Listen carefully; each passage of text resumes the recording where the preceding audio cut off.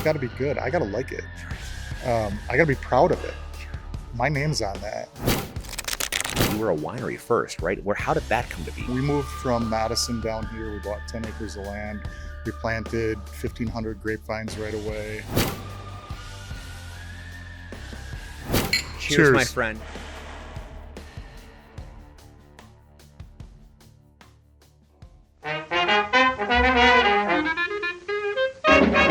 I'm Alan Kogan. Join me as I highlight small businesses with interviews on site at distilleries, breweries, and more. My mission is to share the stories of the awesome people behind the craft. Welcome to Crafted Conversations. All right. We're here. We're in it. All right. No going back now. Let's do this. All your secrets. Well, first of all, welcome to Whiskey Run. Thank you. Very honored that you're here. Yeah. And appreciative. Just excited to tell you about our story, how we got started, and go from there. Well, listen, Todd, I felt almost ashamed to have not been here before because I've never even been to New Glarus. I told you before I recorded with New Glarus Brewing Company. Obviously, Everyone outside of the state of Wisconsin knows spotted cow, and it's always a party trick for me to bring a spotted cow to a party, and they think that's a Supreme Court ruling that Wisconsin can't sell it anywhere else. True. It's great. But, and I had not been there either, and I felt terrible. I'm like, I've drank so much of your beer. I've also had a couple of your products. I never knew where you were. And then now I have the show, and now this is the greatest reason in the world for me and to drag one of our producers, Nick, out today and come see your beautiful space. So thank you. We tell everyone it's the biggest thing you've never heard of. Right. So just to backtrack a little on our Whiskey Run story, we got to go back about 8 years on this property in the same building where we opened up Bailey's Run Winery. Okay. In May of 2018. And our growth and our success through that really was the impetus for opening our distillery. Now, if I'm really, really honest, I would have loved to open a distillery first. Whiskey's kind of my passion. As much as I love wine and traveled all over the country and world tasting wine, spirits are what I grew up on as a kid, Sure. Starting at, in those later teen years. The nice thing for me is when I was 18, we could legally drink in Wisconsin. So I don't feel so bad about that when we were drinking at, 16, 17. Right. Starting on a Miller Lite at that age and then progressing as we go on. But growing up in Wisconsin and family, growing up in taverns, growing up at supper clubs, that culture, drinking culture, for good, bad, or otherwise, was just part of family. It was part of togetherness, part of being with friends in different occasions. So it wasn't just primarily about drinking. Right. It was about togetherness and community. So we really enjoyed that, and thinking about that and trying to create places at our winery and distillery here where people can come together today and spend hours and hours, whether it's, doing a flight, eating food, listening to music, just having a good time. Yeah, absolutely. So that's kind of how we started. Yeah, well, and I'm Milwaukee through and through. I'm a bowler, so the original social network. Yep. And that social network has transgressed into me going to distilleries and spending time with friends and doing bottle shares. And There's something just beautiful about that camaraderie that comes from that. And of course, I told you I'm Army as well, so there's a lot of camaraderie and drinking with that culture, for good and for bad. But I always love going around to craft places like this that are doing it on a small scale for the right reasons, not to poo-poo the big guys, right? They have stories and they have history. They have a real important part of the market. But there's something special about a mom and pop shop that is, small and doing the cool things. And of course, I'm sure you would love to just get world famous and make all the money in the world. But sometimes that's not worth it. And you lose something in that. So I love seeing and get to play. One of the things I love, and we're going to talk about it, all the things you get to do. Yep. You are your own boss. You can wake up one morning and say, I'm going to throw this in a mead cask because why not? Yeah, my boss is pretty tough. Things are really good, but they're never good enough. Right. And that is my philosophy, which drives my wife and staff nuts, because they're like, really? Do you see all the people here where things are going well? And I'm like, yeah, but it's that over there needs to be taken care of, or we can do better here. Right. I think that's always what's in the back of my mind. Yeah. I'm trying to make a better experience, better product. I come from a technology sales background, which was very successful. But what you got to remember is you can make all the things you want, but are people going to want what you're selling? So you got to keep in mind what's going on and what's happening out there in the real world. Right. And hopefully you can merge those two and provide some unique creative products. Right. There's mass produced products, and plenty are really good. Yeah. Come on in. You know, it's not, this is family, so we need to have a cocktail. Absolutely. We're inviting you into our house. So this is just hospitality. Beautiful. Thank you so much. This is Beautiful. our Negroni. It's a riff on a Negroni. We make a blood orange gin, and so it's made with our blood orange gin. It's pretty tasty. Okay. So welcome to Whiskey Run, and cheers. Thank you. Cheers, Todd. Thank you so much. Ooh. One of the things I like is, we're in a very small town of around 2,000 people, but we chose to make our bar a very high-end craft cocktail bar. And one of those things is including like the clearest ice you can have, which makes incredible cocktail. It makes a statement, and it's better for the cocktail as well. So, yeah, wow. I'm a big Negroni fan. Mm-hmm. Obviously I love my whiskey. 99% of the reason why I started the show was because of whiskey. I literally cold called a distillery out in Virginia and said, "Can I talk to you?" And they said, "Yeah." So I showed up, and I love whiskey. I didn't realize how much I enjoyed gin until I started going to craft distilleries that are making good gin. Yep. All I knew was what my mom drank, which was Beefeater London Dry and Juniper Pine Sol. Ugh. But then I started getting into the cocktail atmosphere and the different gins that can exist. So I've been drinking a lot of Negronis recently because I love my Negronis. I love my Manhattans, and this is fantastic. Before we opened the distillery, I never drank gin. Oh, really? Back in the 80s, my experience was Tanqueray, again, pine needles. And so I've never really drank it since, along with, unfortunately, tequila, which was a bad experience when I was 18. You don't want to do 18 shots of Jose Cuervo on your 18th birthday. Not a good choice. So anyway, but yeah, gin has evolved. And once we started making gin cocktails, I'm like, wow, this is really cool. It's very versatile, a lot of fun things to do. And I love when people come in and they say, "I'm not a gin drinker." And I said, "All right, let me make you something." Yep. And they make it go, wow. Yeah. We do a butterfly pea flower gin cocktail, butterfly effect cocktail, and people have it and they go, "I like gin now." And then they're going over here and they're buying a couple bottles. Yep. That to me is really cool. Yeah.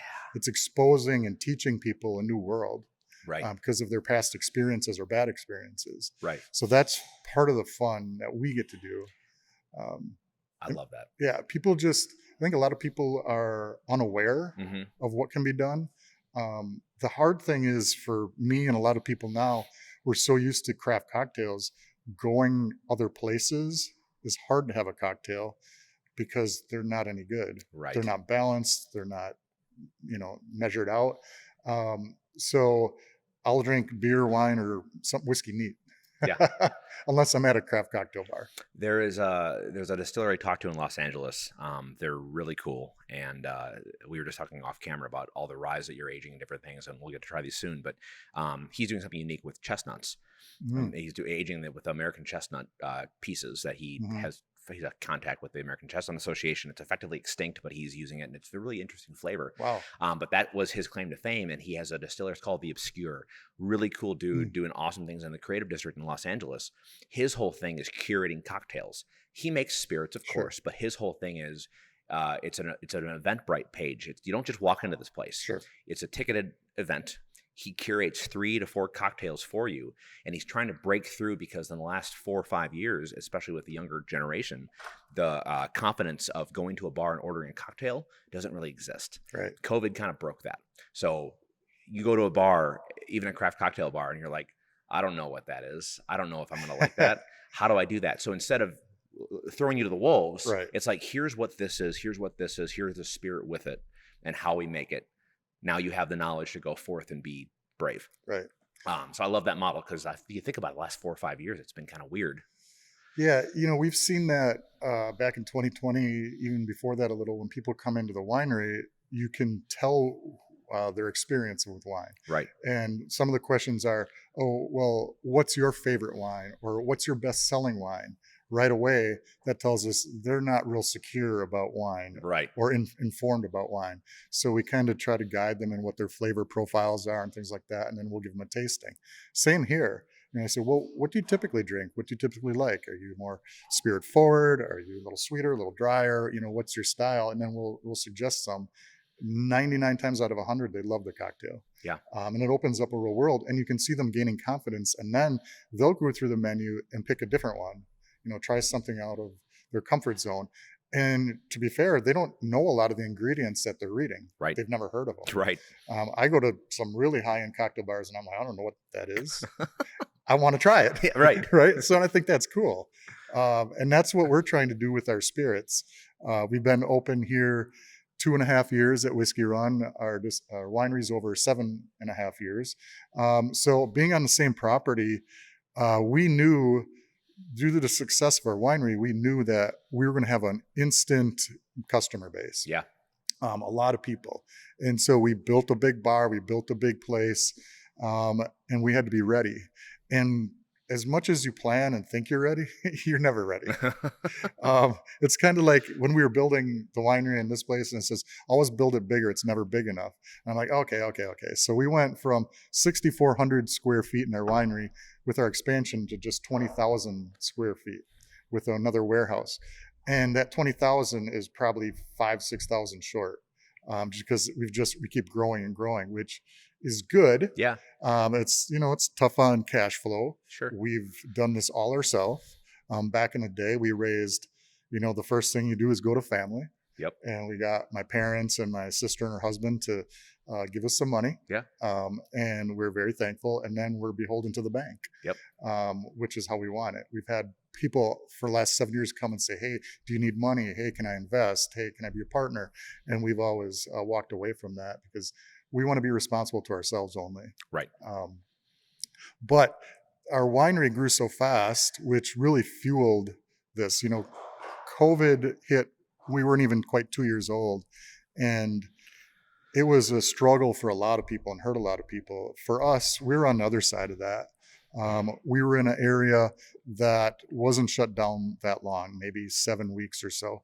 And we knew during that time that the people who would be successful were the ones who were going to be ready to reopen, because it would be at some point. Yep. So we planned. We did takeout sales of wine and things like that, as many things as we could, pay our bills. Yep. And then when we reopened, we announced it on Facebook. 5 minutes later, someone came through the door, literally.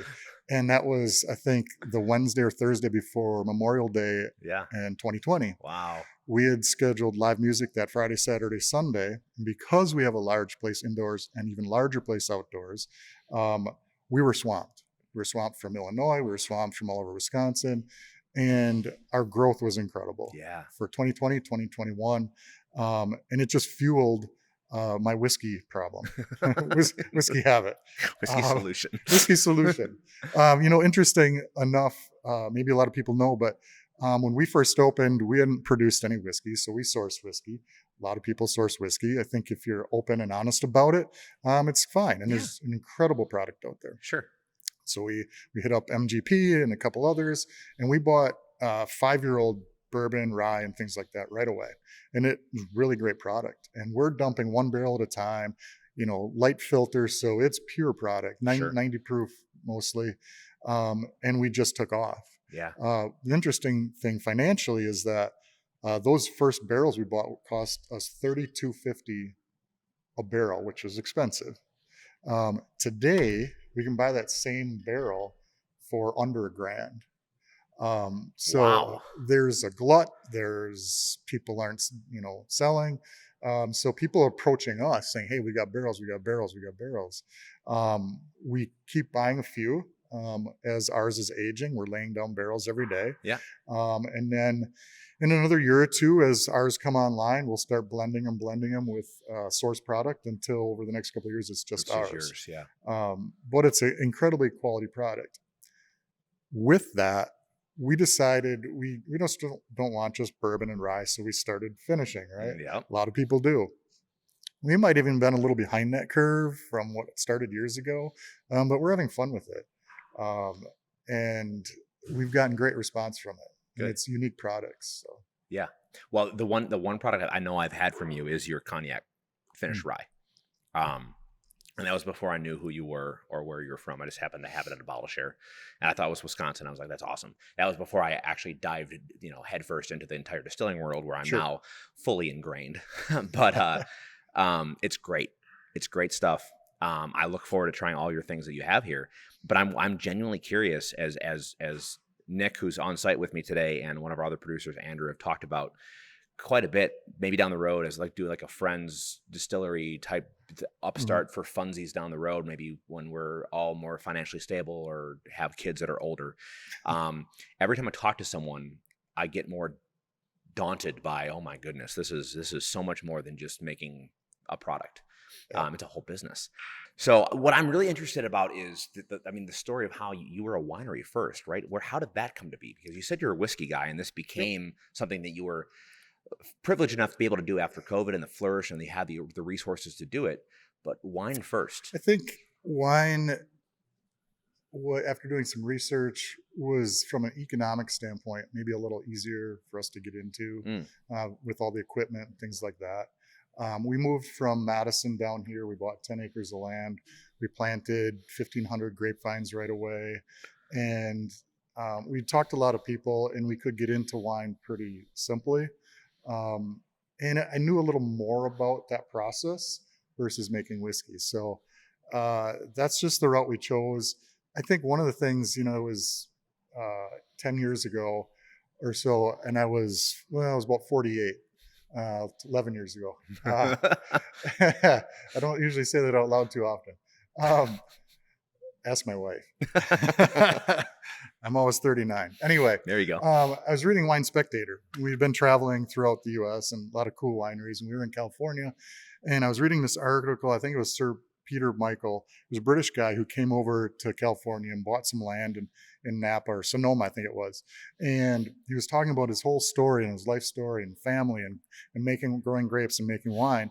And mind you, I was 40 at the time. And he said, the last 30 years of my life have been the most rewarding, and I just turned 80.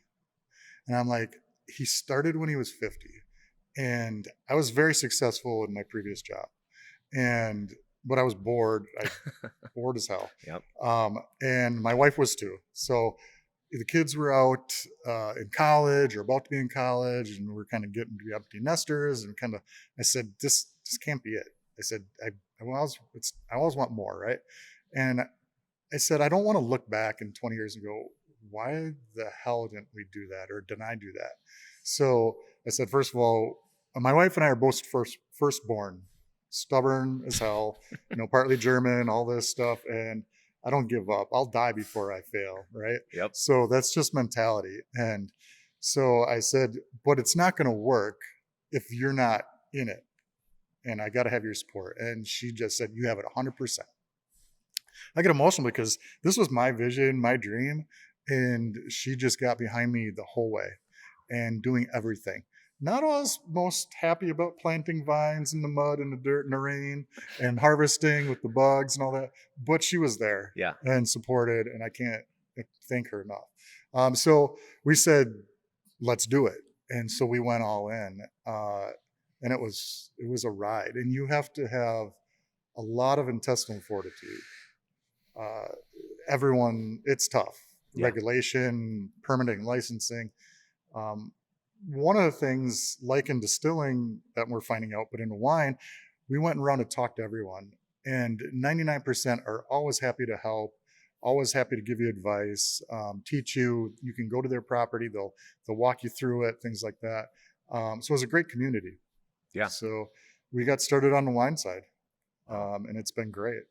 Is there a wine that was your baby that was like you're super proud of? This is our creme de la creme. So we have probably 22, 3, 4 wines and 5 sparklings. There's always a top 3 or 4. One of that means the most to us is it's a blend, part California Cab, and then the rest red grapes from here that we grow. And it's Remember Me Red. And it's a cool bottle. It's a special bottle, a special meaning to my wife and I. So my wife has had 5 people on her side, 5 family members who've had Alzheimer's or dementia. Wow. My grandfather had Alzheimer's, and ultimately they all passed away.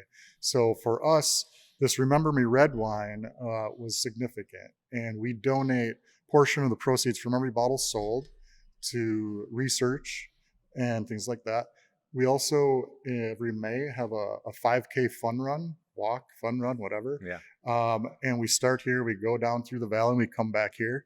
And we're pretty proud. We're just a little family place. Yeah. In our first 6 years, we've raised and donated 100% over $125,000. Wow. Currently, we're partnered with the UW Initiative to End Alzheimer's. We were partnered with a more local organization before that, but it's very meaningful for us. Very cool. And we're proud of that. We've been able to do that and continue to do it. Yeah. Well, thank you for that. It's beautiful. Yeah. I love that. That locality aspect of a lot of craft places, including wineries, that you can have that impact. And it probably means it's a pride point for you too. Like Absolutely. obviously, you have a bottom line to meet and a cash register to fill, but at the end of the day, you're also serving the people who you live next to. Absolutely. And that matters. We try to be in the community and participate and donate and raise and host people for fundraisers and things like that as much as possible. We try to keep it local, within 20, 30 miles, things like that. I mean, we get requests from Chicago, Milwaukee. We got a request from Los Angeles the other day, from the Ronald McDonald House in Los Angeles. I'm like, all right, okay, thank you. But no, thank you. Yeah. We're just keeping it local. We're a small place. Yeah. But we're proud to do that. It's part of our job to do that. I think it's part of everyone's job to see how they can give back, whether it's time and energy or money, things like that. You know, it makes us richer as people in a society. Absolutely, I love that. So, winery. I'm not a wine snob. I'm a wine enjoyer. I want to at some point venture more into the wine side, but I'm super curious as someone who is self-proclaimed a whiskey guy. First and foremost, when that decision happened to make a distillery, what was your vision? As someone who enjoys whiskey, what were you drinking? What was like your model of like, you know what, this is the bourbon or the rye that I want to make? We're still figuring that out. That's fair. That's a good answer. I'll let you know tomorrow. I think it starts where we're super excited. You know, there's with the wine side too. It's like, oh my God, there's this romance about it. You know, and that's like you get caught up in it. We're going to do this and that. That's fun. Yep. And then reality. It's like you go talk to your bank and you're like, oh shit.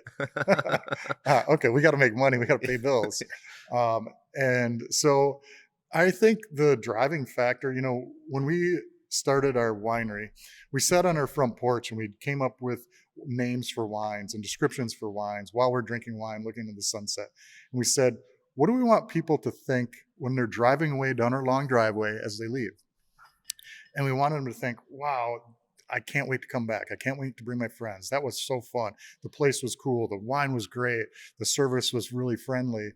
It was fun. And so we spent the last few years, we actually trademarked the slogan, where wine goes to have fun, because that's where we're about up at the winery. For the whiskey side, you know, we don't have, you know, a great grandfather who was growing corn and made his whiskey in the hills and things like that. But we know how to provide an experience, a community to enjoy, things like that. And everything we do, I think our philosophy is, and it's on a lot of our sayings, it's damn good spirits. We just want to make damn good spirits. And where that takes us, we're not sure yet. And we've had great responses from people. You know, people go places and they travel all over and they say, hey, this was the best I've had of your rye, or this is the greatest here, and their experience. And that's unique and it's fun to hear. And that's what drives us. Yeah. It's immediate interaction, immediate feedback. Yep. Which is cool. What were you drinking before you started distilling? What was your go-to? How are you enjoying whiskey? A lot of neat, but cocktails, but really got into the neat, you know, been down to Kentucky 10 times.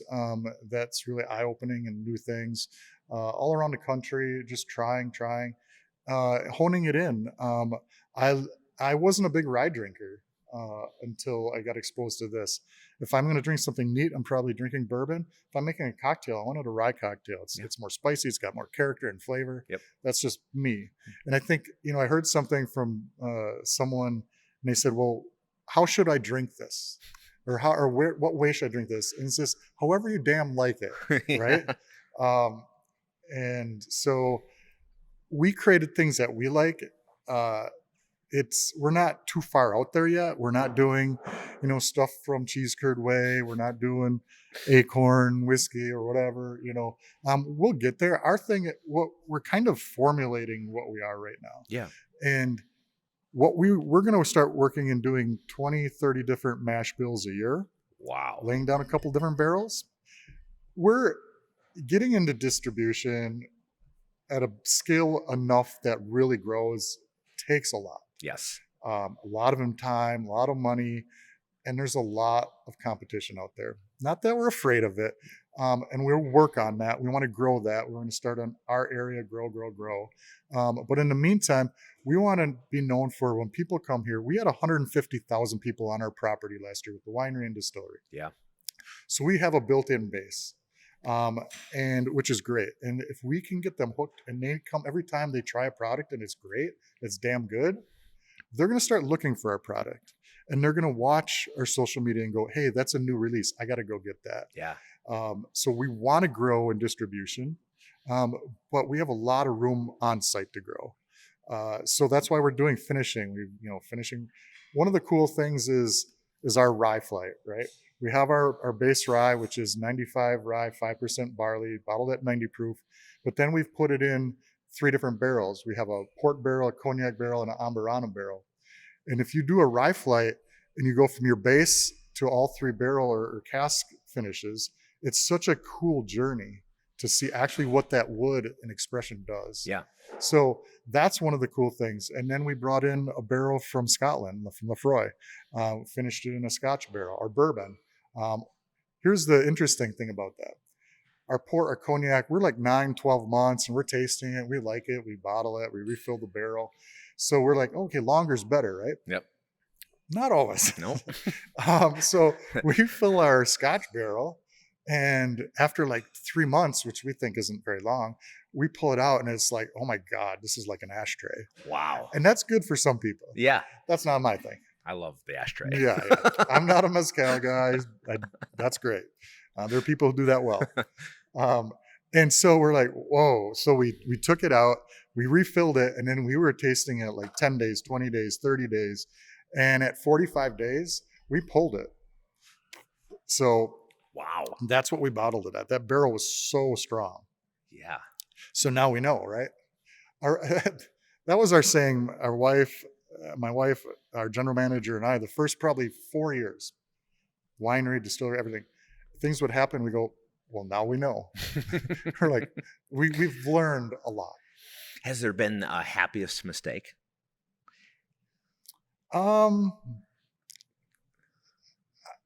Mistake. That's a good question.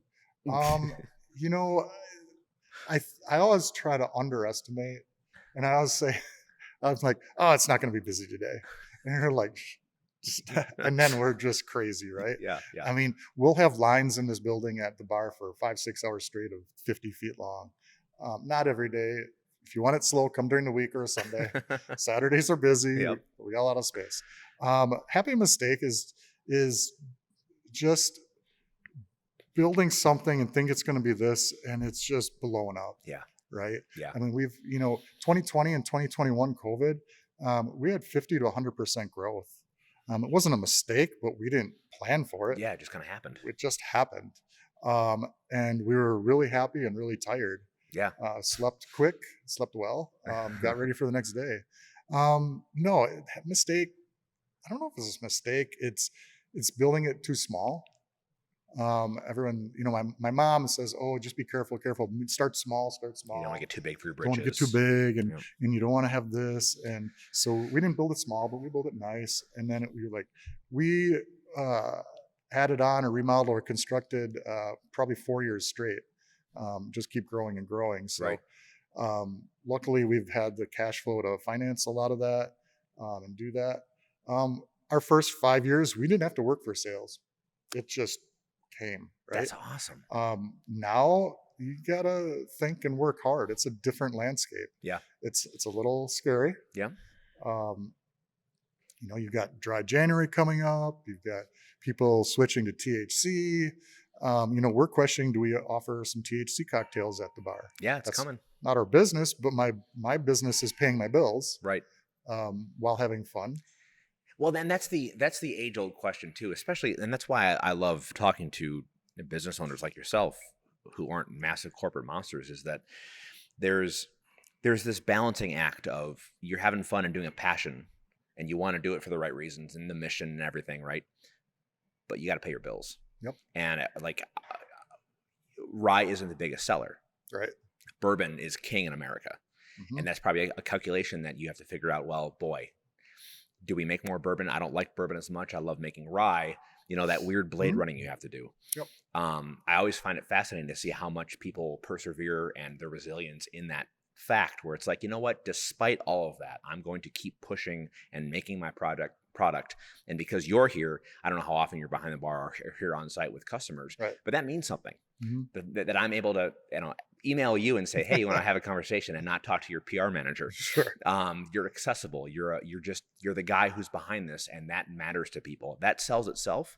I think the story a lot of times is underused as a marketing tool for some of these smaller businesses. It's not just distilling or vintning or any of that, just writ large.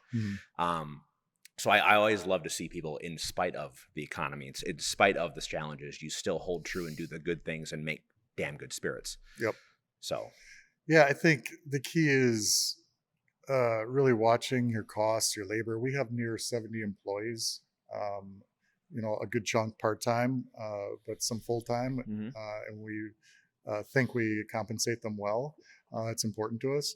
But a big engine takes a lot of fuel. Yeah. At the end of the day, we're not a small operation. So keeping up with trends, keeping up with everything, working harder, making sure we have good products, good service.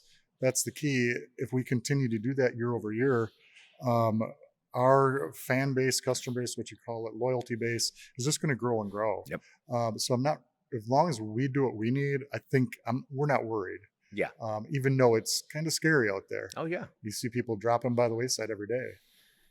And that's tough. That's people's dreams. Absolutely. And that doesn't scare me. It fuels me. That's good. To work harder. Right. I think there's a difference. It kind of freezes some people and they don't know what to do and they get scared or petrified. It does a little, but it more motivates me to double down and work harder. I think that's a good way to use that energy. Yeah. Because it could be pretty depressing to watch everyone around, like, because things are weird in the world, and it's been a roller coaster for the last 10 years for distilling in particular. I'm curious. One of the things I've always loved doing when I talk to people outside of Wisconsin, my home state, is the different laws and regulations that a lot of states have to go through, especially for distilling. That it's just a roller coaster of legal nightmare. I'm assuming Wisconsin, especially New Glarus, has been pretty amenable and open to helping you get to where you need to go. But what were there things that you didn't realize you needed to? Oh crap! There's a permit for that random thing that I didn't. You know what I mean? There's not that I know of. There's not a class that you take and says do this, and this, and you'll be good. It's like, if the ATF is listening, start that class.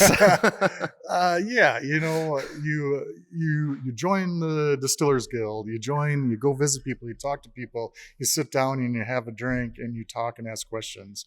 I think that's the best learning curve or way to get information. And we've done that. We did it on the wine side, we do it on the whiskey side. Luckily, locally here, it was relatively easy. Okay. I mean, yes, you need a local town permit, you need a state permit, and you need a Fed permit.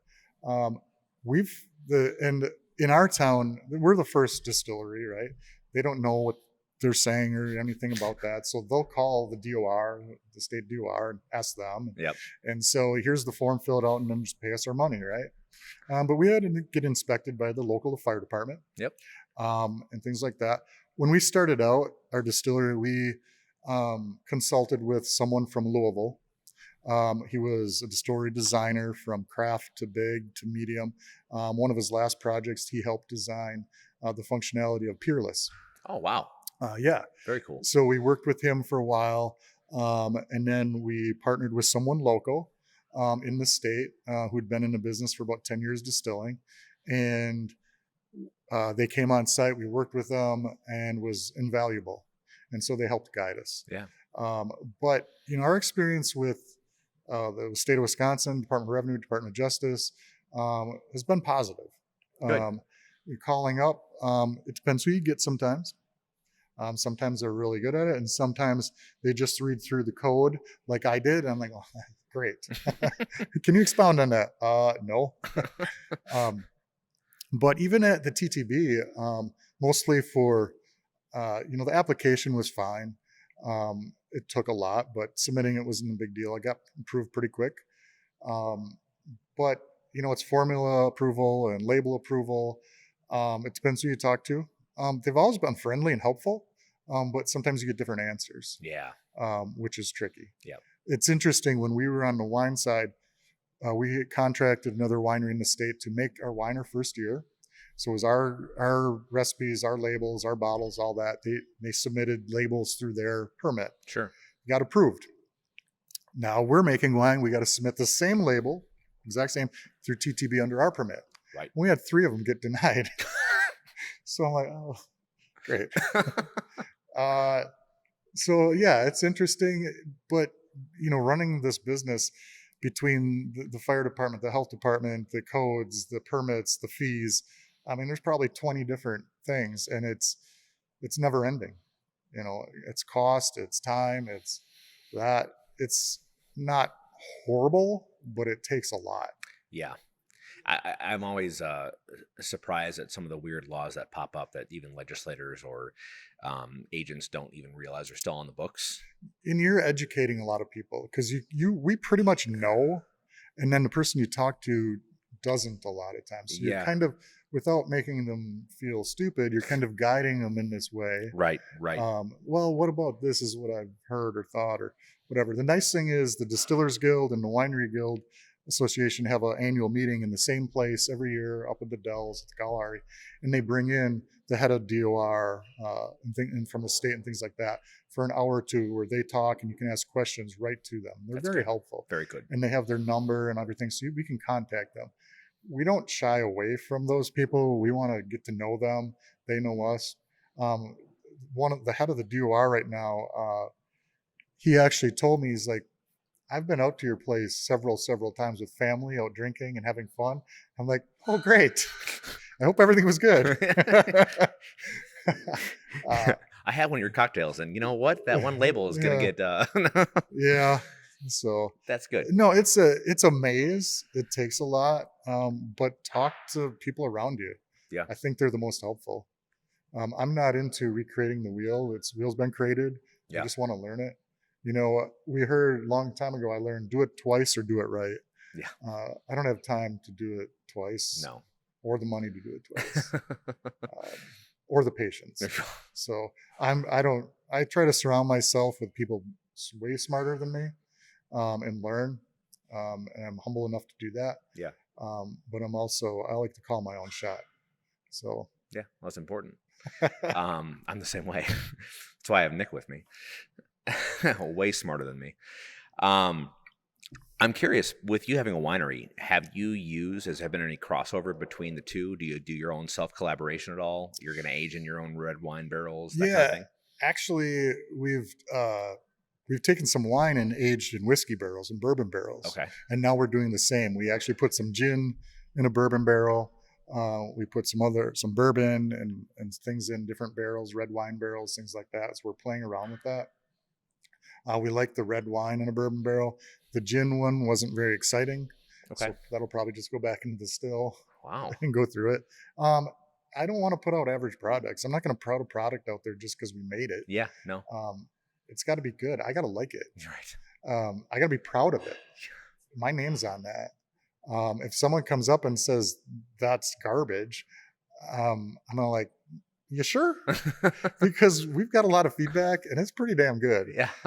maybe it's not your style, your flavor, whatever, which Right. I get that. We have that with one. That's our amburana. Yeah. Oh, it's so unique. It's so I unique. haven't had yours yet. I've had a lot of different ones. If we want to start tasting through, we can. Yeah.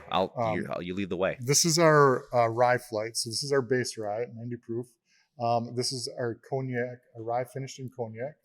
Rye finished, cognac and port, and then the last one's amburana. Okay. We always do the amburana last because it's got a different flavor, right? Yeah. That barrel amburana wood from Brazil. Here's the interesting thing. Just last night, we had a table in here, and they were doing flights. Like all of them were doing flights, and this woman was doing our cask finished flight, the 100 proof, 102 proof, finishing with 119 proof, and her favorite was the amburana one. And all the other guys, they're drinking the maple and the honey and all the easy ones. And I had fist bumped her because she was a rock star. And she's like, I love the amburana one. And so impromptu, I said, you got time? I took them back in the production area and I said, here's the amburana barrel that came from. And she's like, wow. And we opened it up and she smelled it. It smells like Cinnabon, cinnamon roll. Yep. And she's like, by the way, I'm Brazilian. I'm from Brazil. And she looked like it. Yeah. And she's like, I love this. But that finish is, I liken it to cilantro. You love it or you hate it. Yep. People will say, I love that. I want 2 bottles to take home, or get that crap away from me. It's disgusting. Yeah. And it's very divisive, but that's the only one we got on there. Okay. So if you want to try our base rye, Yeah. go right ahead.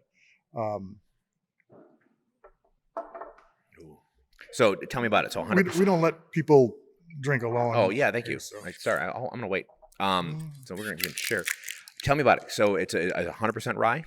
95. 95.5. rye. And 5% malted barley and single barrel and 90 proof. Okay. So it's got a beautiful nose on it. It's actually, when you do tastings, you got to get 2, 3, 4 sips out of it, right? Yeah. That's when it opens. It's similar to wine. You don't know what a wine is till you're halfway through the glass. You really appreciate it.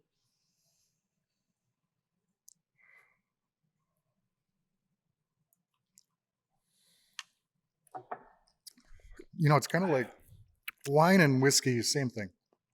You put it in there, you chew it around, you mix it around, acclimate your mouth, let it open up the nose, open up all those flavor jets and things like that.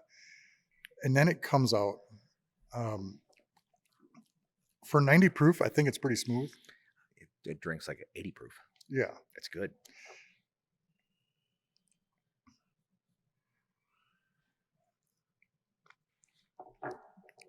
Every time I have rye, and Nick and I just had some rye last night, I'm reminded of how much more I like rye than bourbon. Mm-hmm. I love my bourbon. I do. I love my scotch. But that's the thing to do, is love bourbon. Of course. It's marketing. It's this and that, right? And I love bourbon. Yeah. But there's other really good stuff out there. Yeah. That's great. I know I've heard a lot. I'm curious what I know your son is your main distiller. Yep. Do you do anything with? I help him out a little. I help out on the wine. We have 2 businesses and they're very distinct. Yeah. Very different personalities, different marketing, different everything, different staffs. The business side, from the business, the marketing, the HR staff, to just general operations, to new product development. I develop all the new products, all the new, where we're going, things like that. Yeah. So I don't do much day to day anymore. Okay. My first 5 years, my first 3 years, I was making wine alone. I was the only person. Yeah. And that was tough. Yeah, I bet. It was a lot of tough. I asked because I've heard from many people, many distillers, that rye is just a massive bitch to work with. It's a difficult grain. Mm-hmm. And a part of the reason why bourbon has just been so flourishing is that corn is just easy to work with. So I've taken that from all the people I've talked to, and I've had a greater appreciation for what goes into the glass. And I think that's why I love rye more, because there's more TLC that goes into it. There is. You have to massage a little more, work with it more. Yeah. Know the nuances. But that's the reward. Yeah. Maybe it's my stubbornness. Something's tough. All right, we'll figure it out. Mm-hmm. Let's do it. If it's tough, nothing good is easy. No, right. it's the reward at the end, and I think it's worth it. But again, you talk to people, there's some incredible, people, Wisconsin whiskey and bourbon, like, really? There's some great producers in this state There really are. who've been doing it a long time. Yeah. And big producers. There's people who have Kentucky style rick houses. There's people who have 10,000 barrels of their own laid down. Yeah. Things like that or more, which in comparison to Kentucky's nothing, but that's a lot. Yep. We won't be that. If we get a couple thousand, great. But we want to be unique and different. We're not trying to make the same bourbon every year, right. The same rye every year. We're not trying to make the same makers every year. We don't have to do that. No. That's cool. Well, that's why I think you are a different corner of the market, which is why I hope that the public realizes that the big boys are a different niche of customer than the craft, where you guys are, I think, not the same every day. I think behind the scenes, a lot of the big boys are going to start creating or investing in small craft, like experimental stuff, hiding their name from it. Yep. And operating, 5, 10, 20 different craft distilleries. Yeah. First of all, they got a lot of products sitting. Yep. They're going to start getting it out. Yep. They're going to make this little folksy home, regional thing, and it's going to become successful. I think they see the writing on the wall. Not that it's ever going to be gone. Their mass-produced stuff's going to be valuable, things like that. But I think the experience-based product, the relationship product, right, things like that, relationship-based product, especially from all the new people coming up, that's what they want. Right. And it's interesting. Mm-hmm. So. Yeah. Well, I will say this is fantastic. Thank you. Big fan. So the cognac one, that barrel, it's a 500 liter barrel, big barrel. I think we get 650 bottles or so out of it. We bottled that. We tested at 98, 100, and 102 proof. We liked it at 100 proof. I think it really hits the spot. It's nice ruby red. Or no, the cognac. That's nice, just kind of a straw, a little darker. It's refined and delicate. Yeah. To me, the port one is more of the workhouse, the silky smooth. I'm a big fan of the cognac one. The port one's my favorite, and the amburana one is interesting. Yeah. Yeah. If you remember the base rye, now this isn't our cognac barrel. It's just really unique. It's clean. It's crisp. It's refined, I think. Ooh.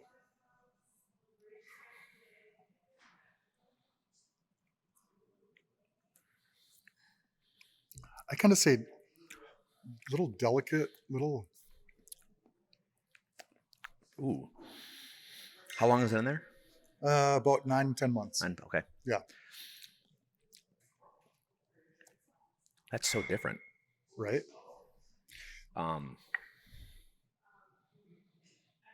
Okay. I'm not going to sit here and give you tasting notes. Your product. Feel free. No, it's so unique. There's still that little underlying rye spice. Yeah. But it's really smoothed it out. It's kind of mellowed it out.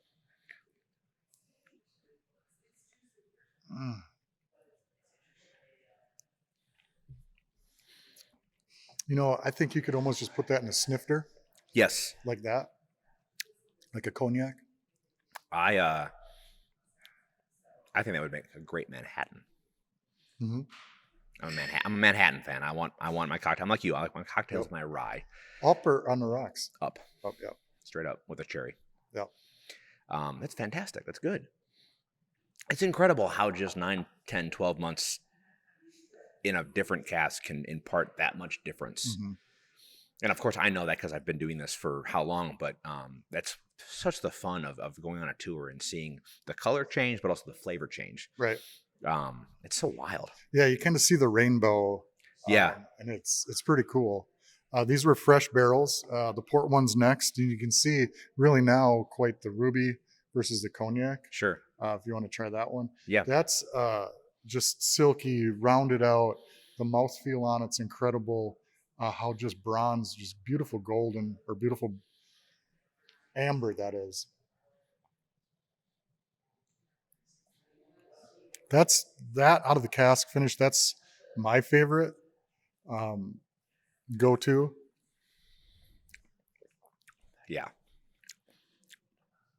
Well, so I'm what got me into the whiskey world was um, doing a lot of bottle shares with a number of friends, including Nick, who's here, who, we do a lot of scotches. We love our scotch. Scotch got me into whiskey. Okay. And other than my, drinking Old Crow with my dad.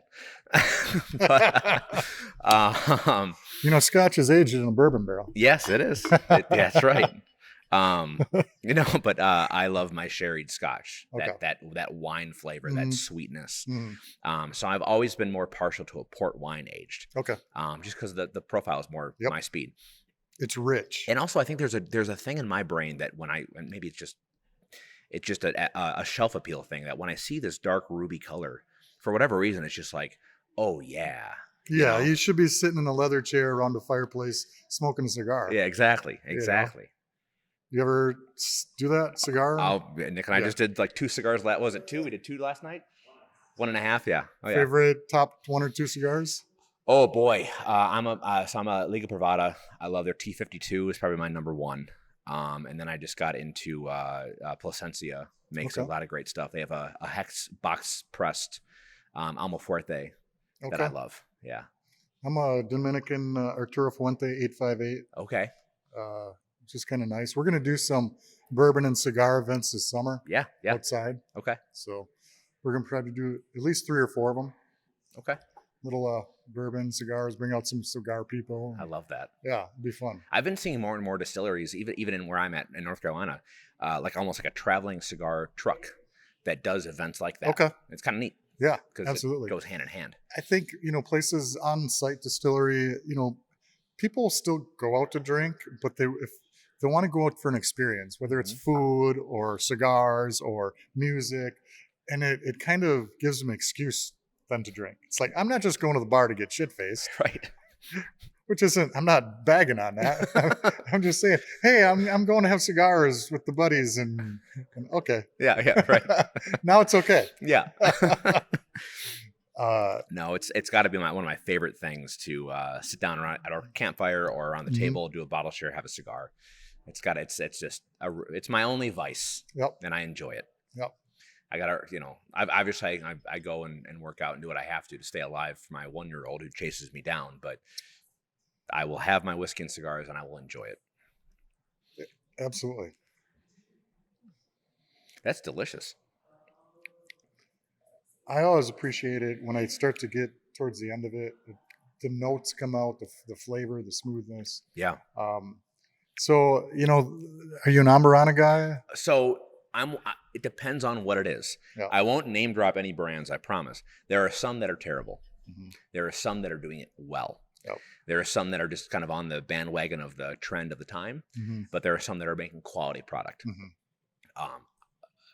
I love it when it's done right. I love it. The most recent one I think did it right is, I'm biased because it's my favorite distillery. Sorry. Great Lakes. Sure. In Milwaukee. Yep. That's where I was born and raised. Yep. And their amburana that they released was pretty damn good. I got to try that. It's great. They use chips to age in the barrel. Do you know how long they're aging? Do you remember what that? Yeah, it was less than a year. Yeah, it doesn't take that long. No. And if you go too far, it gets kind of weird. Yeah. And I think that's an interesting thing. So much of our whiskey aging is long term, right? Right. But this is counterintuitive. Yeah.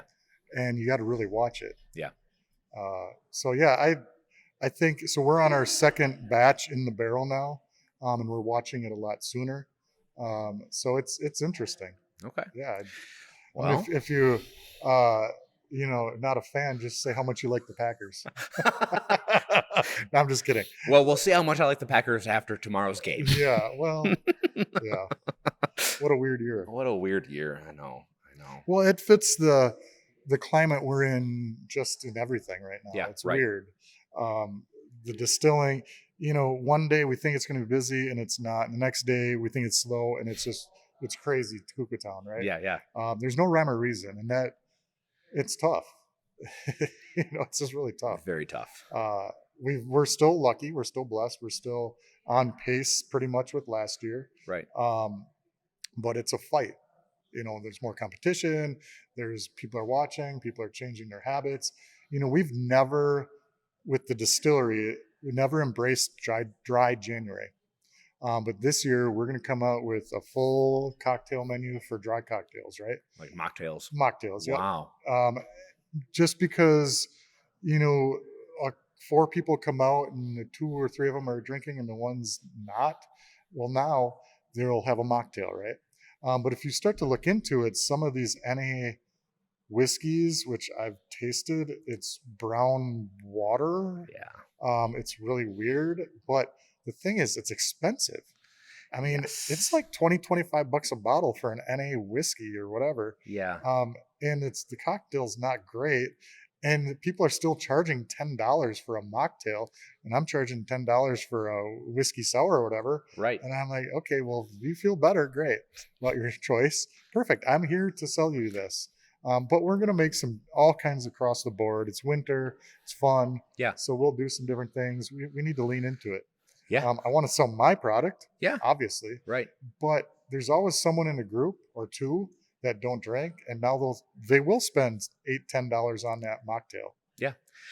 Well, it's kind of the interesting part of the alcohol industry where I mean, especially with my military background, I'm on the veterans board at ADI, and we're working on doing a larger push for helping people get into different PX stores on bases and Sure. having better distribution, having some kind of if you're a producer and you want to get some interns who are fresh out of the military for a transition program, get them a job, all that kind of stuff. Sure.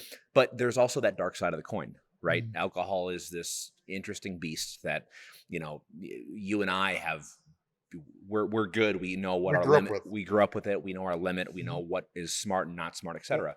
But there are people who aren't able to partake in that way. Right. And that's okay, right? We have to be cognizant of Right. that, because at the end of the day, this is a drug. Yep. And let's take care of it. So I really appreciate brands that take care of that. Yep. So I appreciate that. I do have friends who don't drink, and I'm not one who's going to have them come to a bottle share and not have an option to drink. Right. Sure. So, Sure. yeah. I think, NA vodka, NA gin, if you're doing a flavored one, you can be more, or not, well, gin or even rum. Right. You can get more creative with flavors. Yeah. And actually give some flavor to it. Yep. The whiskey is hard. Yeah. In my opinion. Yeah. I've tried them. It's kind of brown water. I haven't found one that I've thought, ooh. Yeah. The gins are okay. Yeah. They're okay. Yeah. But yeah, it's interesting. Yeah. I think I'm not really so worried about the dry stuff. It's more of the THC things. That market is growing and growing. It's massive. Massive. So I know there's at least 1 or 2 distilleries in the state that are doing THC drinks, things like that. We're looking at that. Mm-hmm. Is that something we want to do? It depends. The feds, they got that kind of sunset clause on that, or I think they're going to make it legal with restrictions. Yep. But you never know. And then it's up to each state to follow the Fed or not follow the Fed. Yeah. But, even though it's really not legal in Wisconsin, there is basically a THC pot shop 2 blocks from the Capitol. Yep. And it's been there for a while. Yep. So, but, Madison doesn't care. Nope. Well, it's Madison. That's the People's Republic of Madison. Well, and that begs the question. Like, I mean, we can, when you're doing barrel pulls and sampling things, that's a different calculation for a THC infused product. Totally. Yeah. I think the biggest thing the state and the feds want to figure out is just how to tax it. Yeah. How do you make your money off of it? Yep. And that's fine. I'm open. I don't care about all that. I obviously I want things to be done safely, but it is an interesting avenue that I think younger generations are heading towards more than this culture. I think I'm curious where the balance has been for, whiskey and wine has always been kind of seen as snobby. Sure. And craft beer has always been look at our fun, stupid label and our weird names. Wild. Yeah. And it's great marketing. Yep. I'm seeing more craft distilleries start to trend that way with, we have our speakeasy and our cool stuff, but at the same time, we're going to be fun. Yep. So it's always fun to see how things change. That's something we wanted to do, do some craft canned cocktails and have the label and marketing more be like craft beer. Yeah. Just wild and fun and just out there. I think that will sell. Yeah. But there's a lot on the market already. Not necessarily with that branding, but it's a brave new world. Yeah, it really is. Have you tried the amburana? No, I've been waiting because I wanted to give this the time. Obviously, off the nose right away. It's amburana. It's amburana. It's very distinct. It's very distinct for sure. So that's at 102 proof. Okay. Yep. This is the same base rye. Yep. Same base rye on all of these. We did a little sampling with the bourbon in that, but we kind of like the rye better. Give a little more character. It's different.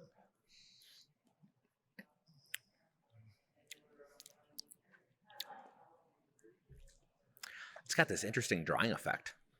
Yeah. Almost a tannin-y kind of. Yeah. Tannin drying. That's good. It's not offensively amburana. No. The nose is more pungent than the flavor, to me. Yes. Well, to circle back to the last night, when we pulled some samples or smelled the barrel, the Brazilian woman loved it. She'd bought 2 bottles. So she liked it. If someone from Brazil can sign off on it, I think you're good. Yeah. Stamp of approval. Yeah. I like that a lot. It's different. I think I've had a couple bourbons that are amburana finished. I like rye better because it has that spice to it that complements the cinnamony notes. I'm still always baffled. I've had so many amburanas. I know what it is, but my brain still breaks because it tastes like Cinnamon Toast Crunch, and that's only from the wood. Only from the wood. There's nothing else going on. And that's the uniqueness of that flight from the rye through all those barrel expressions. And I think that's giving people a way to understand the impact of the barrel, the uniqueness. That's kind of a fun one. So, well, that's fun. That's great. What do you have any other? I know you're peated. We need to get. Good. This we brought in a barrel from Lefroy Distillery in Scotland. Okay.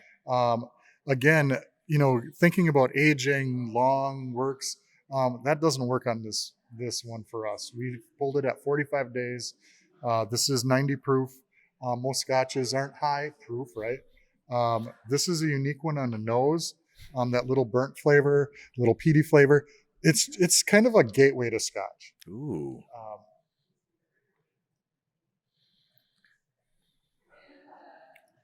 And I'm not a Scotch guy, but I like this. We tried some. The first time we were exposed was out in New York, distillery out there, Great Jones in Manhattan. My wife and I, we went up there, and we just decided to try it. Yeah. And we really liked it. Yeah. So we brought 2 bottles home, and we're like, hey, why don't we try something like that? So that's the fun of being our size, craft, things like that. We can just do it. Right? That's why I'm here. That's why I love that. Right? And Great Jones, they make great stuff. We were at a wedding. Nick and I were both at a wedding up in New York earlier this year. Earlier this year. And it just didn't work out. But I was trying to knock on their door like, hey, I want to come talk to you because you make some cool things. There's a distillery. I'll do a plug just of another favorite that I have, Liberty Pole Spirits. Okay. They're in Pennsylvania. Okay. Washington, Pennsylvania. It's where the Whiskey Rebellion took place. Sure. In the Monongahela Rye Valley. They make a lot of great rye, but they have peated rye. They have peated bourbon. Really? They do their own peated single malt. Cool. They're just having fun. Yeah. They were the first peated bourbon that I found, and I didn't realize that was a thing. And then I started doing some research. They do it. Kings County does it. Been there? Yeah. Great Jones, and now you. So when we were on the way here, Nick and I were like jonesing for like, oh, they have peated bourbon. We love our peated Scotch. We got to try it. Right. So yeah, we did. So this summer, when we do bourbon, probably half the time we do a bunch of rye, and then we did 2 weeks of single malt. Oh. So we played around with that. We also did 2 weeks of rum, which is way different, crazy. We did some pure sugar cane and some molasses, things like that. We're barreling them. Maybe we'll blend them. Who knows? Yeah. Just having fun. It's playing science class. It's like your director said, just playing around. We have the business side, but we Yeah. have the play side. How hard is that balance? Do you have like, is it like a 5% of your time and resource, or just to squirrel that barrel away and have fun, or is it just a challenge every day to find the time? My son, the distiller, is the business side. I'm going to make this what we need, and I'm like, well, let's try this, let's do this, let's get this barrel. He's like, Dad, come I'm on. like, come on. I'm like, yeah, but it's fun. It's like, yeah, but I got this to do, and so. He goes along with it. Yeah. He's in the back for a reason. He just puts his head down and grinds, and then shakes his head when I tell him stuff we're gonna do or I want to do. But he may grumble, but then he'll figure it out and he'll do it, right? Cool. So, yeah. That's just a little nose on there.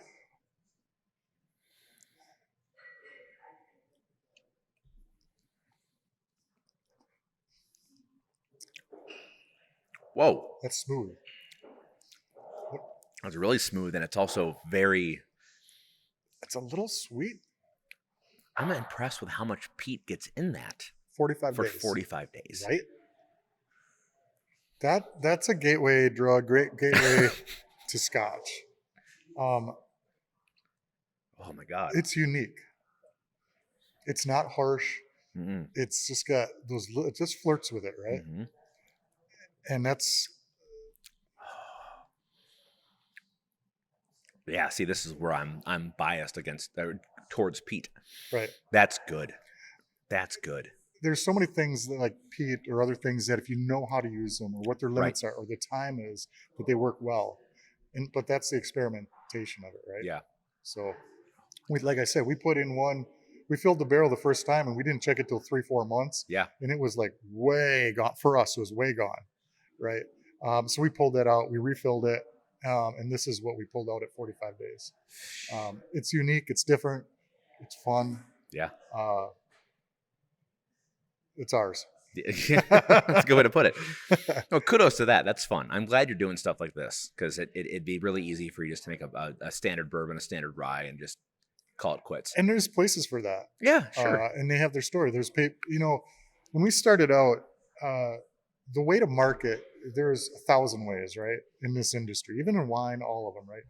You can build a brand and source everything, and I'm not bagging on any of them, right? That's their thing. Right.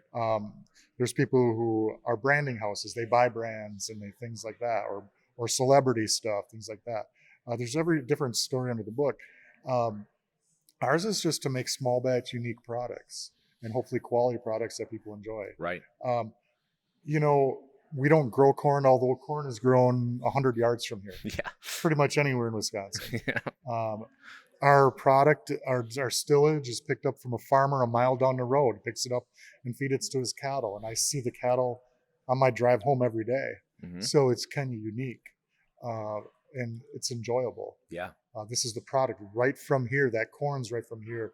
We make it. The stillage goes back to the cows, things like that. So that 360 is really unique. Yeah. And it's probably a point of pride too, as a absolutely. local business. I mean, we grow grapes right on this property that, we bought a bare root stick, pointed in the ground, and 3 years later, we're picking grapes off of it, we're fermenting it, making wine, and now we're selling it. Yeah. There's something really cool about that.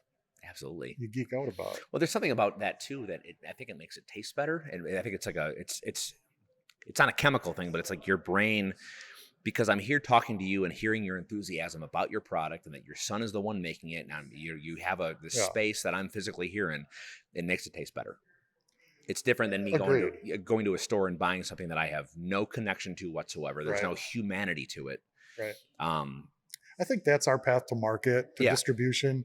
We're not blessed. My dad wasn't a billionaire, millionaire, whatever. So we got to work harder for it. Right? Yeah. Yep. But there's something to be said about that. Yes. We're grinders. Yes. I don't give up easy.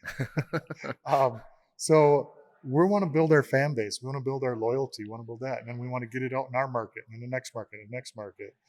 That takes time. Yep. If I was 20 years younger, it might be different. I might say, hey, investors, I need $5 million. Let's go for this. Right. But I'm not. I heard there's been a few people who've been successful at emailing Mark Cuban and asking for investment.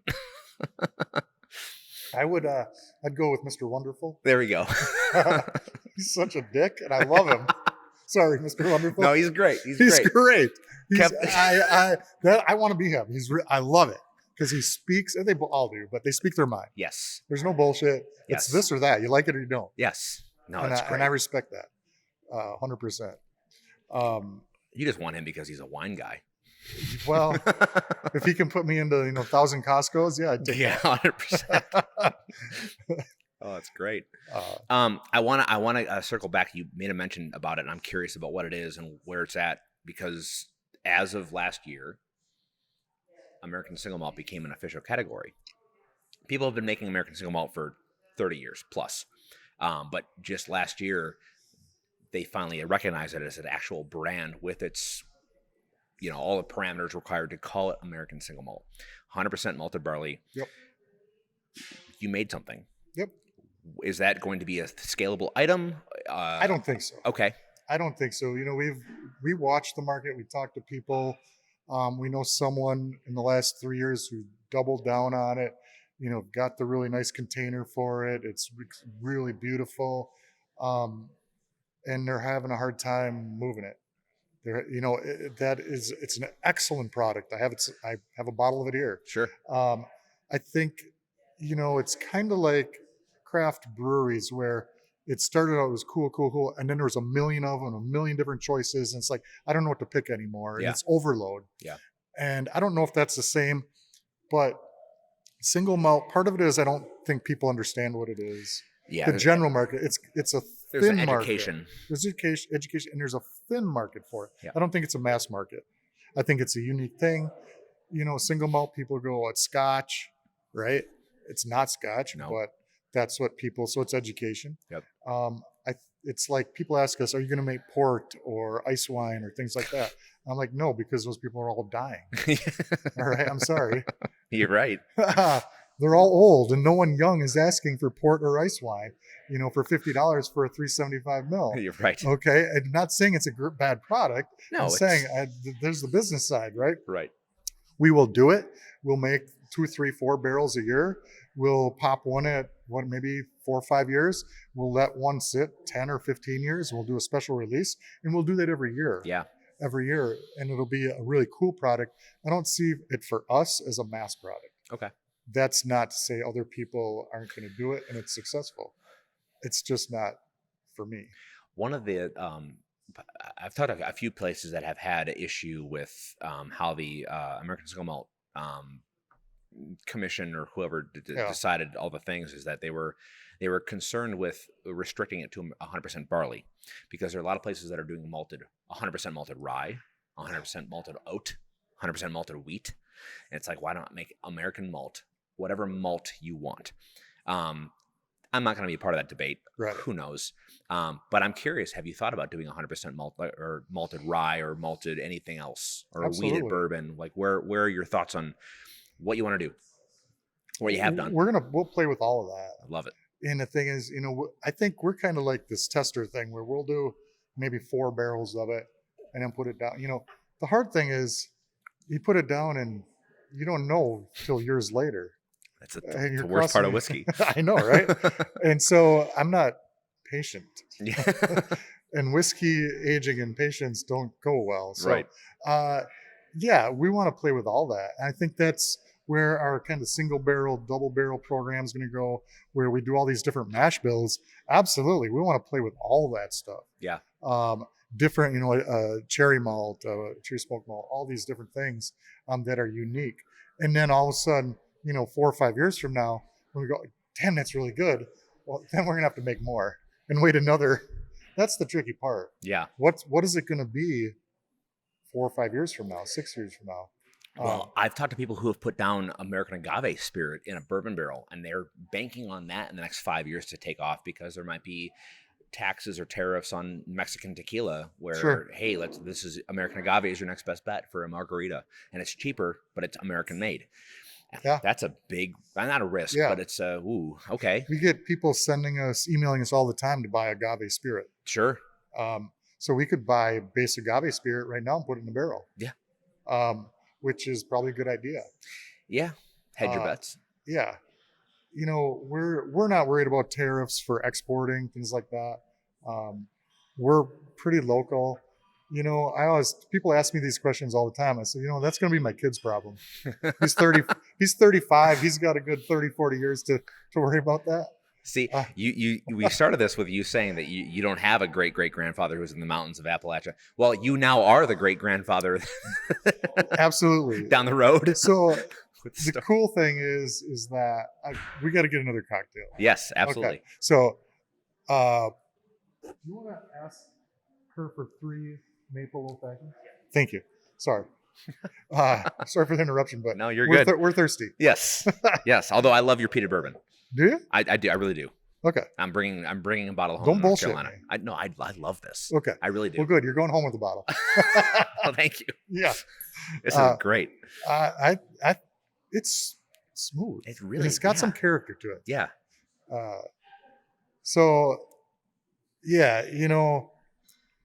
this business, there's just so many different facets and aspects of it, and it's always changing.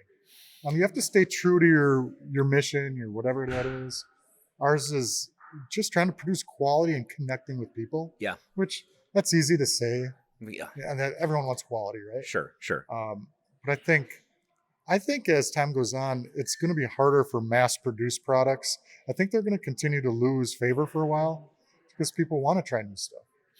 Yeah, I've thought for the last couple of years how much power there is in local, like locally owned. Having those end caps at a store that says this is made in Wisconsin. You go to a liquor store.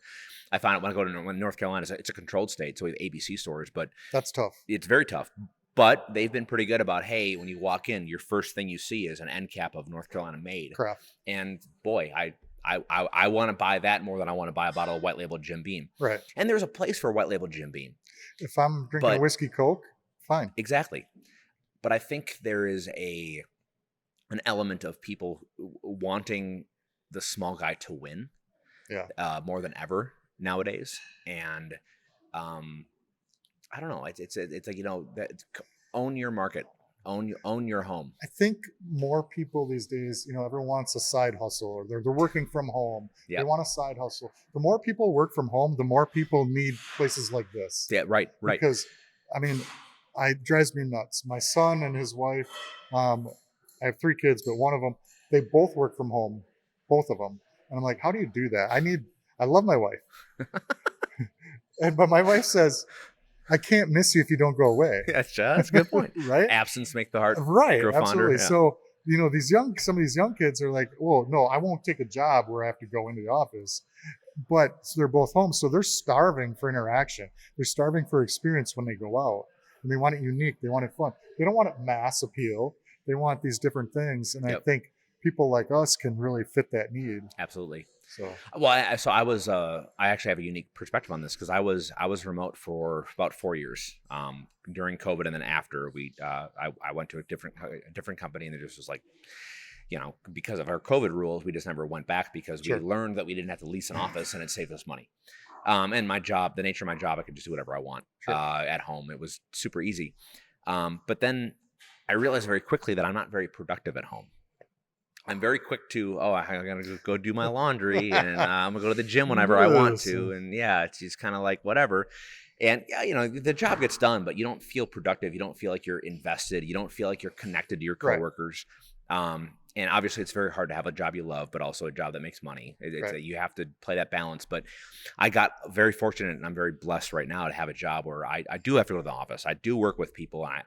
It's a creative job. I'm making videos and doing production or whatever, but I'm in the office. And after 4 years of being remote, I'm like, boy, I thought I had it made. I thought I was making good money. I'm flexible. I'm home. I was fortunate to be home for my wife being pregnant, and also for the first 12 weeks of my son being born. And that was great. But my job satisfaction was like, So I go back to the office now and I enjoy it. I have the camaraderie. Yeah. And then after the work day, we yell, hey, let's go get a beer and just wind down. Just sit here and then go home. Right. So I love that you brought that up because I think that's a massive part of what our culture is lacking. I don't want to make this a big philosophical, soapbox, but that's what this is about. Mm-hmm. And I love that's what your kind of mission is. That's how in you a way. bounce ideas off. It's once you get creative, it's different thought processes when you're interacting with people. You don't get that at home. Right. You don't get it on Skype or whatever it is these days. Right. I don't do that, so I don't know. We're face to face around here like a lot. Well, I painted myself into a corner with this show, and I'm grateful for when Nick can join me, or when I'm in Wisconsin visiting family. You know, we're here for the holiday season. I'm here in person. I don't do these on Zoom. There's a lot of people who do, and it's fine. It's conversation, it's great, whatever. But there's something that is missing. I want to be here and see your space and touch your stuff and have your samples. And until we get to the technology where we have the 4D, sniffinator on your phone. Yeah. I like this. This matters to me. Yeah. So, but absolutely. Of course that imbues a lot of travel and overhead. I think the next 3, 5, 10 years, as AI and everything evolves, people will be hungry and starving for personal interaction. Yeah. 100%. Because all they're going to get is this digital stuff and video stuff, which will provide a lot of great benefit. Yeah, there's place for it. But people need human interaction. Yeah.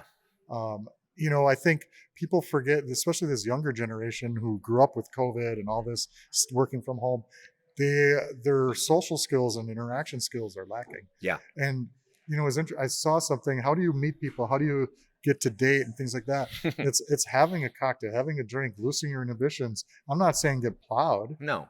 But that's how you get the courage. Liquid courage. Liquid courage. 100%. To ask the girl out, to things like that. And that's genuine. That's human. Yes. I think we need that. And if whiskey and spirits help that, great. Yeah. So we're going to bring out one of our most popular old fashions. Wisconsin's an old fashioned state. Yes. So there's Wisconsin old fashioned finished with usually 7-Up or something like that. There's the classic. And this is our riff on a classic. This is our maple old fashioned. And this is made with rye whiskey.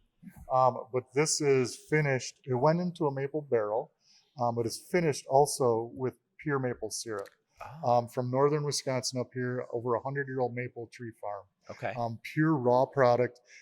We do the lowest filtering on it possible to just create that mouthfeel, create that genuineness. This is probably one of our top sellers. Again, on a clear rock, nice piece of bacon, nice amburana cherry. We'll keep talking, but sip on this. I hope you enjoy it. Oh yeah. Well, thank you so much. Yeah. Cheers. Cheers, Todd.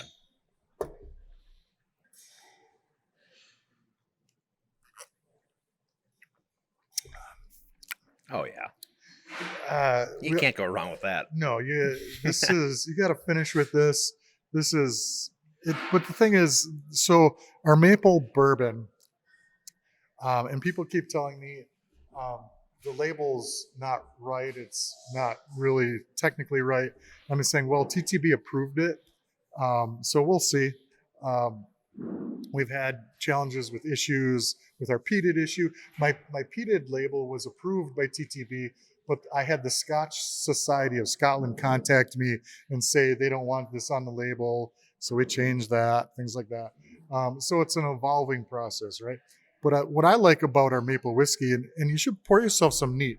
Yeah, I should. Yeah. Because it's still an 80 proof product, okay. Which I like. It's not 60, 70. It's not lower. Pour me some water. It's still got the 80 proof thank you. Strength to it. Thank you. I'm going to rinse out my glass. Yeah. I want to, you brought up the Scotch Whisky Association. And I have the Scotch Society of Scotland. Whatever they are. They're fun. So I'm going to tell the story and then I'm going to pour this. I want to try this, but but before I lose my train of thought, have you heard of Whiskey Del Bach? No. They're in Tucson. Okay. I interviewed them back in March. I was out there for the ADI conference in Tucson, and Mark Beardhaller, who's making their single malt, they're only aging it for 18 months because of the harsh climate of Tucson. Okay. It drinks like a 6-year-old. Really? It's really good. Is it really warm? Yeah. Oh, it's you have 100 degrees? 110 degrees during the day, 30 degrees at night. It's so a desert. Speeds it up. Yeah. massively. Wow. Fantastic stuff. They're making single malt that they're aging in Calvados barrels. They're aging Cool. in, whatever.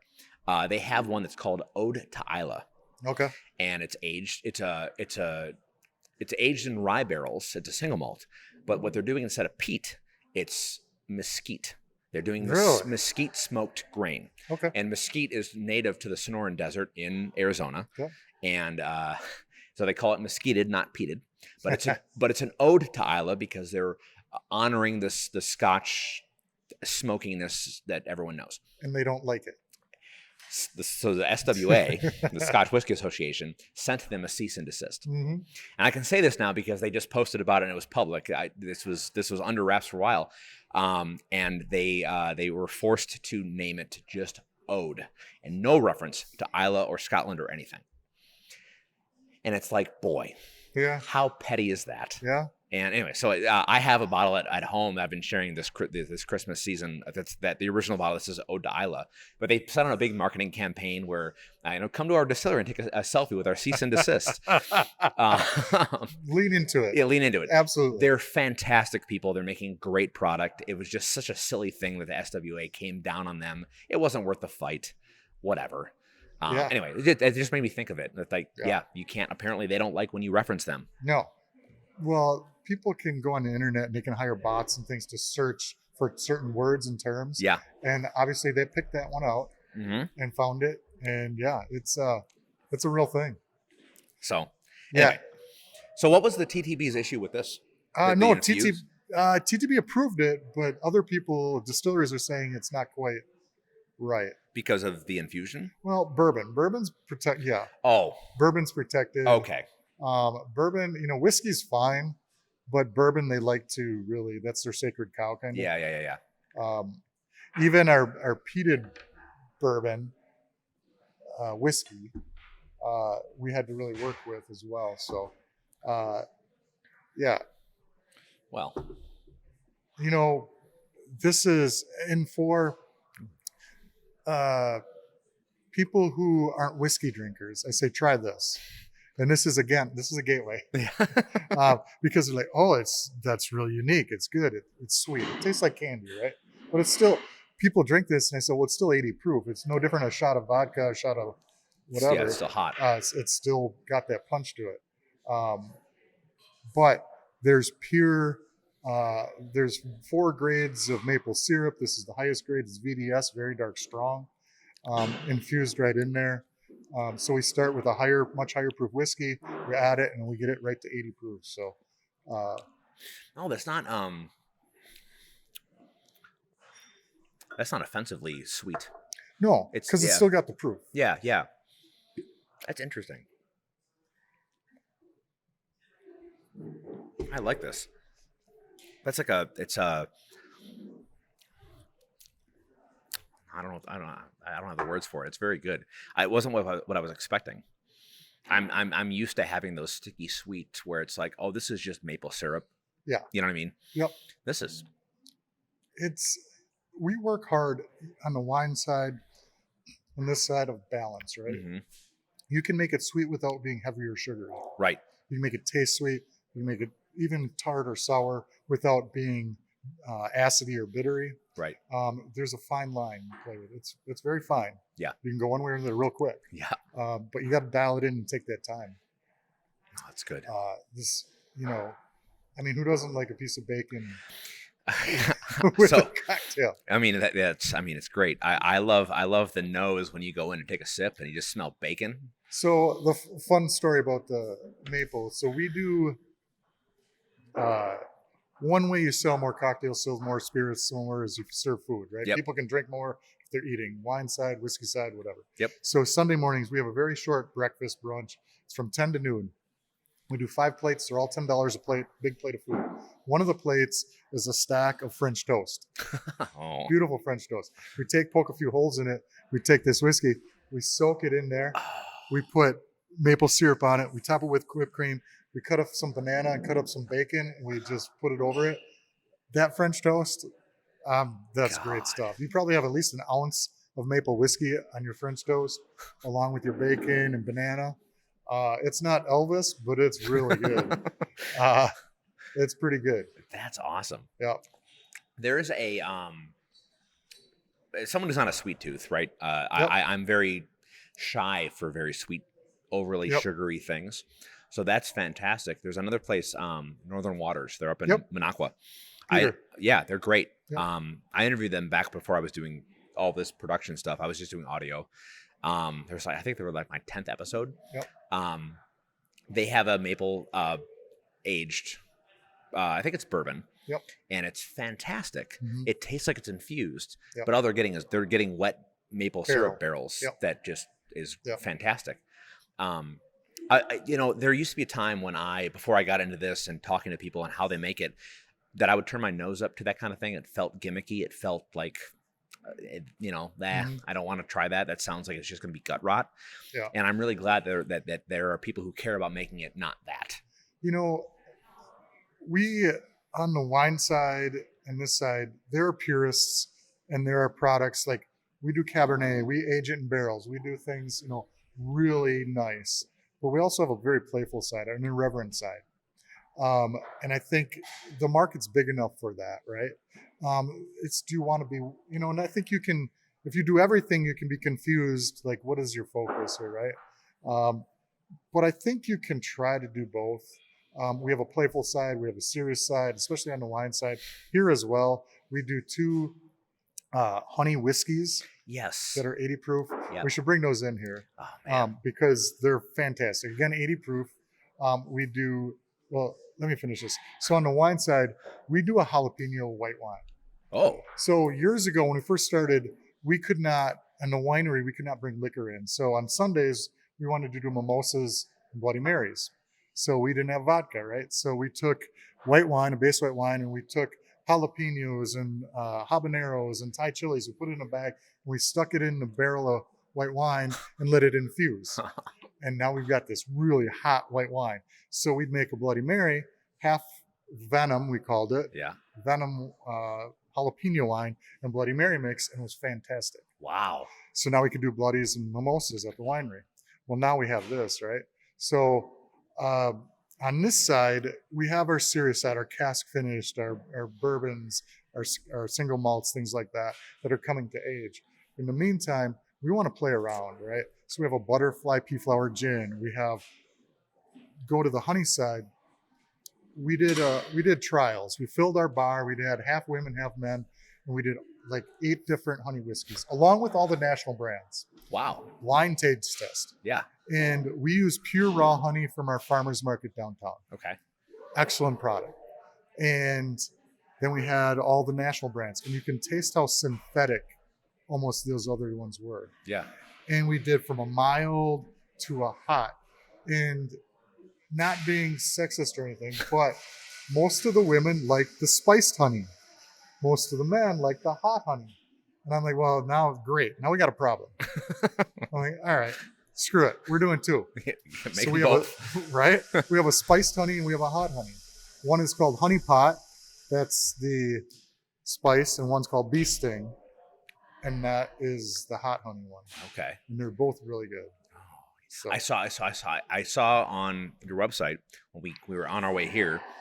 I was refreshing my memory of all your SKUs, and I was reading off the hot honey and Nick and I were both like, "Oh wow, that's interesting." He's not the biggest hot honey fan. I am. I love my hot toddies. I love my cocktails with a spice. So yeah, I'm kind of curious. Well, the cool thing is we've taken these and we've made riffs on a bee's knees, things like that, where it's much more influenced. Yeah. Really character and flavor on it. So interesting. Yeah. Okay. That's fun. We should get some. Yeah. You mind if I stop? Please, yeah. Let's do it. All right.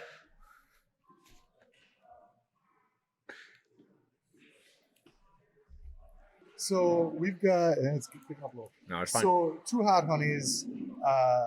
They're both 80 proof again. This is our honey pot, and I really love the labels we designed on this. This is a bear. We don't want a cuddly bear. We don't want a gimmicky, cartoony thing. You don't Winnie the Pooh. Yeah, right. So he's grabbing out of the pot of honey, things like that. I love it. Enjoying it. I'm old enough. I've actually saw, I think, Ali and Foreman or whatever. So this is a bear fighting a bee, right? Float like a butterfly, sting like a bee, yep. right? Yep. So he's boxing the bee. This is our bee sting. Think kind of little Mike's Hot Honey. Okay. This is, do you have a glass or I can get you one? I don't. Well, you might just have to drink that first one. Okay. Otherwise, start with the spiced honey. Think mulling spices, things like that. Warm, Okay. tons of flavor. The bartender's going to make us a cocktail. He's going to make a bee's knees, Okay. actually with the bee sting.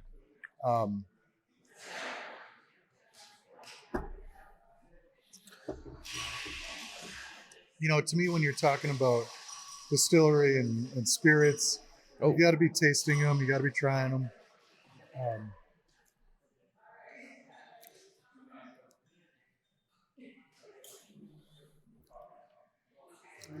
It's versus just a honey whiskey.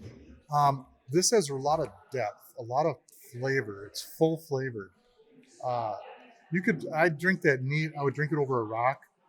And if you picked a good cocktail, use that. Well, I appreciate that it's still 40%. Yep. It's not it's not 60. 25%. No. Or 60 proof, Yeah. That's really good. Is it you might have said this, and I apologize if I'm making you repeat yourself, but is it locally sourced honey and ingredients and all that stuff? It's sourced just a couple miles from here. Wow. We met a farmer at the farmer's market in summer. He's got a farm out here, and we buy his honey direct from him. Wow. Yeah, pure raw honey. That's cool. Yeah. Support local. Yeah, that's good. I love that one, but I like spice. So Elijah is over gonna hear. Bring it in. Oh boy, he's gonna bring in a bee sting or bee's knees made with our bee sting. So thank you. I would say when you're ready, try the bee sting. Try that first. That first, and then try the cocktail. All right.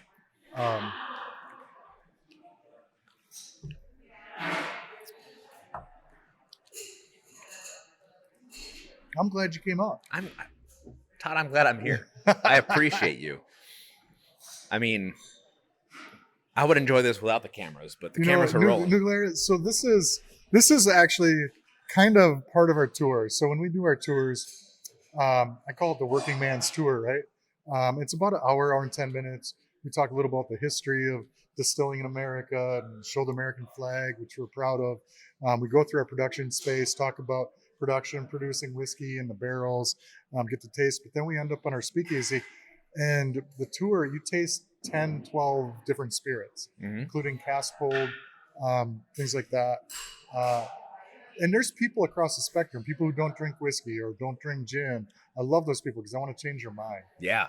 And if they're absolutely not, we'll make them a cocktail. Yeah. Things like that. That's fine. So enjoy. Spirits should be enjoyed. What's your favorite whiskey? It's the one you like. That's right. Right. It's on the wine side. People ask me, what's my favorite whiskey? I'm a smart ass. So I tell them, it's the one you buy. Okay. Yeah. That's my best. What's the best one? My favorite one? The one you buy. The one you buy. No, my best is the one you like. My favorite is the one you buy. Okay. Ooh, that's good. The hot one, it's not crazy over the top. It's just there. It's got a little more in the back. What is the hot? So oddly enough, we don't like to use a lot of jalapeno. Jalapeno is so green and vegetal. But we use, habanero, which has got that, more tropical orange. Yeah. And some Thai chili, actually some ghost pepper in there. It's not overly offensively spicy. No. It's enough to warm your throat, and that I like that. I always tell people, this is either one of these, what you put in your flask and you drink on the chairlift while you're skiing, right? Yeah. Get it warm. Right, get warm. Not too much. You don't want to fall. But. Okay, so that is what's in here. That's what's in there, right? And that's a traditional bee's knees, although made with our hot honey whiskey. Okay. So I think if you show people, especially people who are getting into spirits, show them how to use it, how to drink it, what to make with it. then you're helping educate. That is pretty cool. That's good. Yeah. Well, I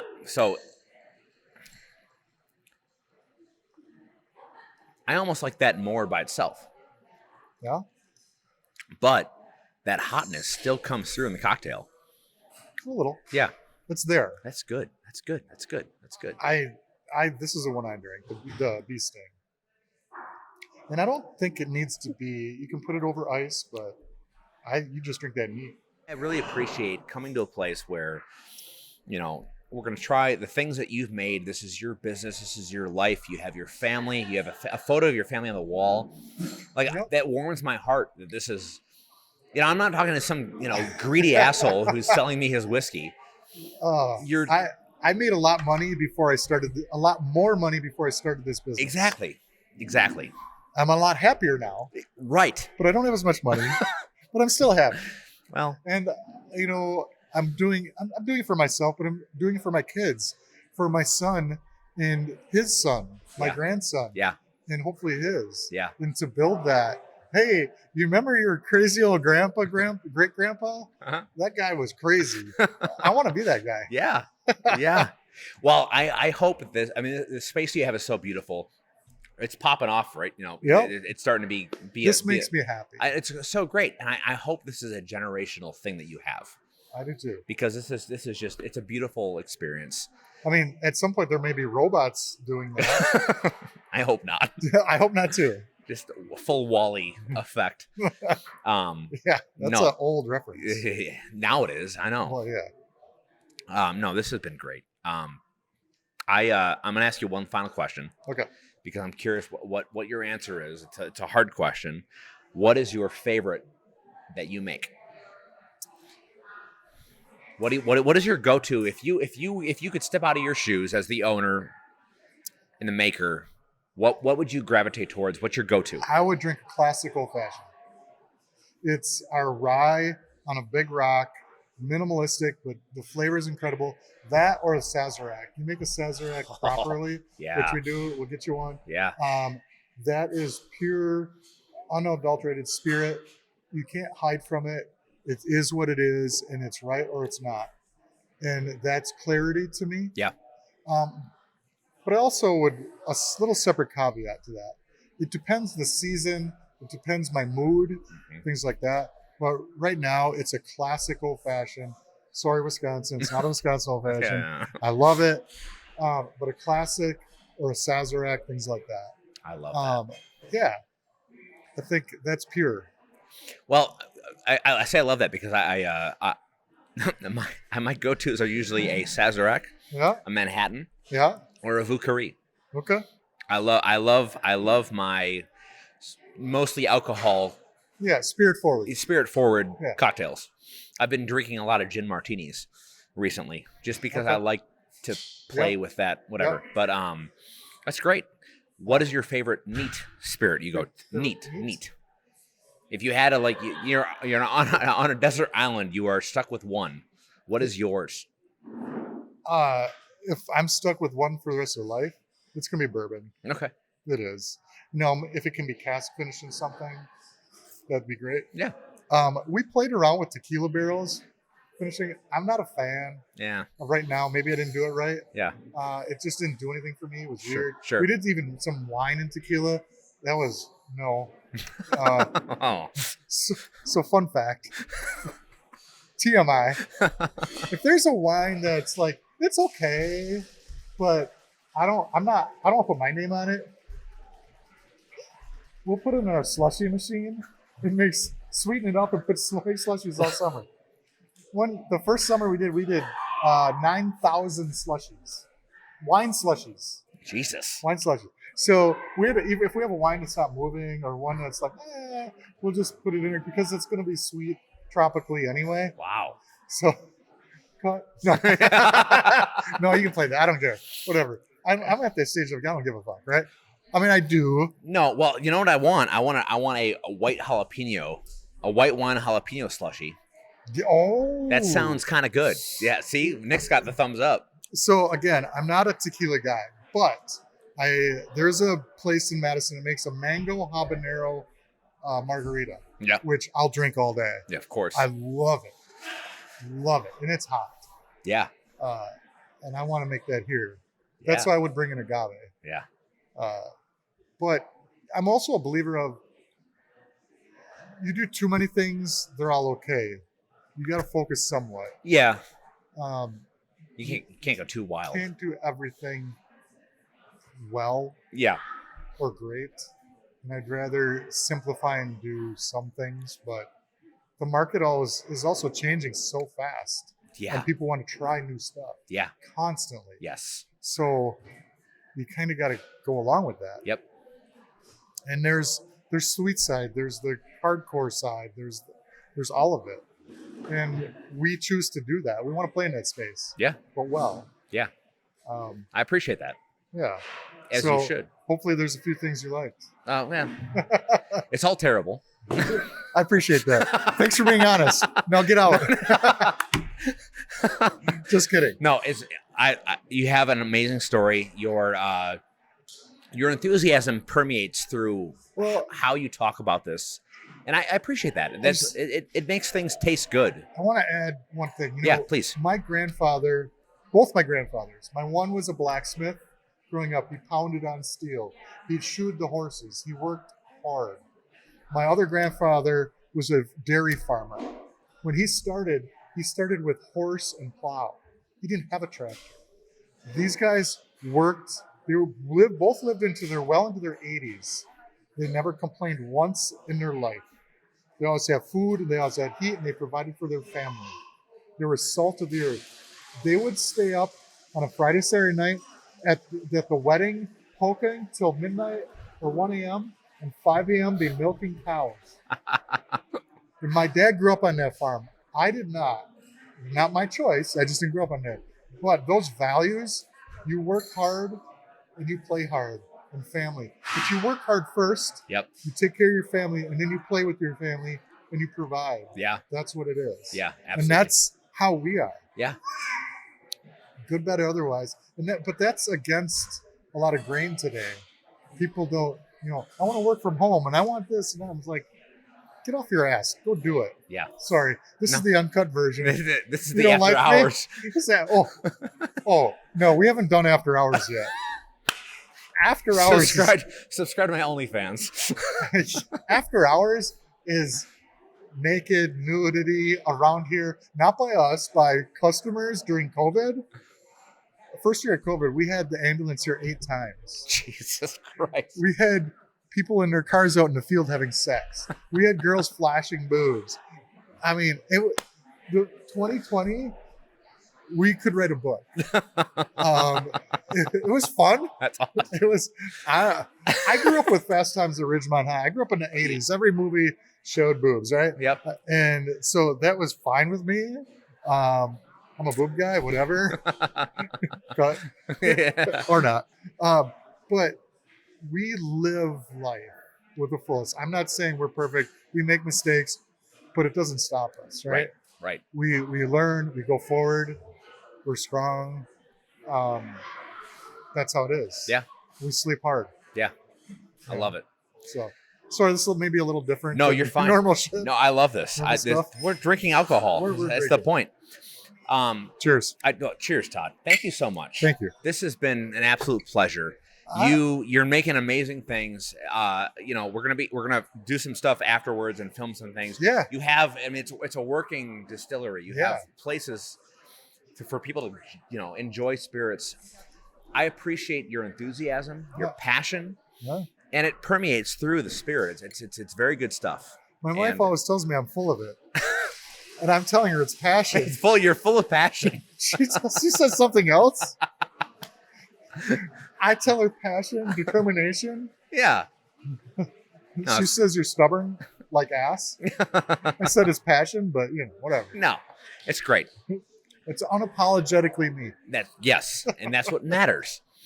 Thank you so much. This has been a pleasure. Cheers, my friend. Thank you so much. I look forward to coming back. Bring friends. I will. Buy lots. I will. Cheers.